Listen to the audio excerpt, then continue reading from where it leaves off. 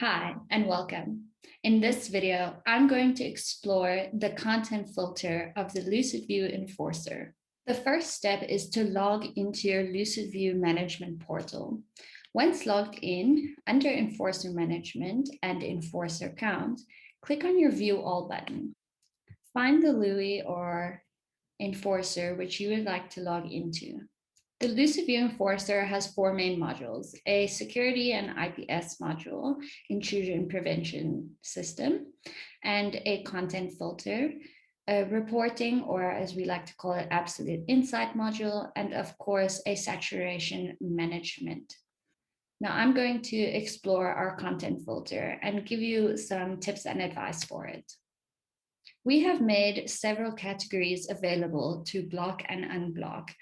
So we have adult sites that explain explicit content. Now, generally, people would like to block this if they're in a household with children, or perhaps even at work in the office place, we'll block adult.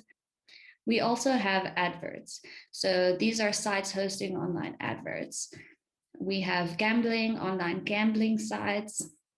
We have gaming, online gaming related websites, and then instant messaging. So Facebook Messenger, WhatsApp, Telegram, all of those fall into instant messaging, and some others as well.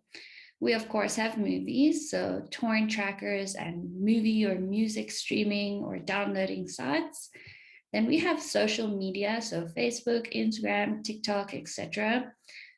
You can block these, perhaps say at a workplace, unless, of course, your job really involves around posting a lot on social media. I know that a lot of schools like to block social media so that the children don't get too distracted. Then the Enforce Safe Search Engine Filter, this isn't really a blocking and unblocking category. It's just if you enable it, so if you were to click it blue, you will force the safe search filter to be activated for most searching engines. So Google will then enforce a safe search automatically. And then we have the enforce YouTube safe search. So if you were to click this one, this will force the safe search filter in restricted mode to be activated for YouTube. The next thing in our content filter would be the whitelist blacklist feature. So to whitelist, if you wish to block a certain category, say social media, but you want to allow access to Instagram, you will enter the host or the domain instagram.com. Now, the reverse is true for blacklisting. If you wish to keep a category open, let's say again, social media, but you wish to block access to Instagram, you will add the host or domain instagram.com there. You will add them here into your whitelist blacklist feature. And once you save your changes, then you will click close.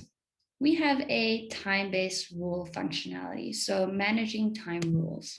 Here you can set certain times for certain categories or IPs or hosts at specific times of the day. So you can say, I'm going to allow access to movies from 6 o'clock to 10 o'clock at night. Or if you're in a workplace, you would allow social media, instant messaging, YouTube, and maybe movies as well during the times of a lunch hour. So say 1 to 2 o'clock. So the category rule, this rule type will be based on a specific category. So like what I just explained for time-based actions.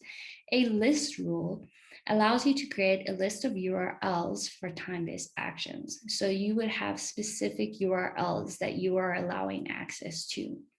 You also have a safe search rule. Now this allows you to enable or disable safe search filters for most search engines and or YouTube as a time rule. Within the content filter, we have a familiar IP definitions.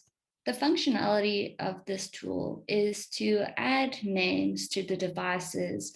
So if you were to just do an individual device, you would enter the IP of that device. If you were to do familiar subnet definitions, you would do entire subnets. So you would take a group of IPs and name them and group them as so. So let me just show you. So an individual IP address defines individual devices by their IP address. So a laptop or a smartphone. or a notebook.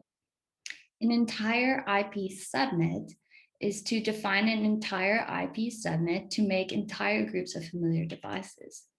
So looking further into naming familiar internal IP device.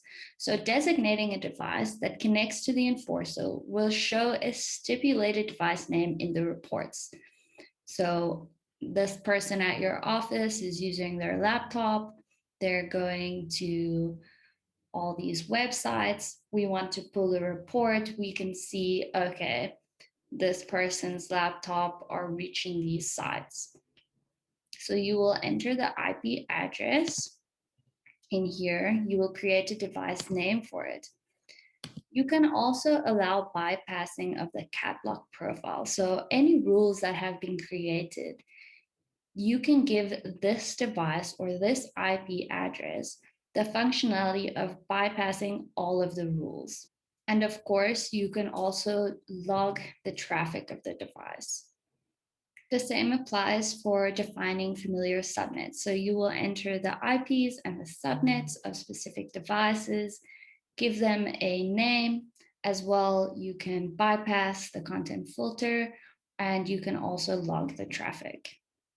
Thank you for watching this demo video of the LucidView Enforcer's content filter module. For more information on the content filter or the LucidView Enforcer, please take a look at our website. Thank you for watching this video, and I hope you have a great day.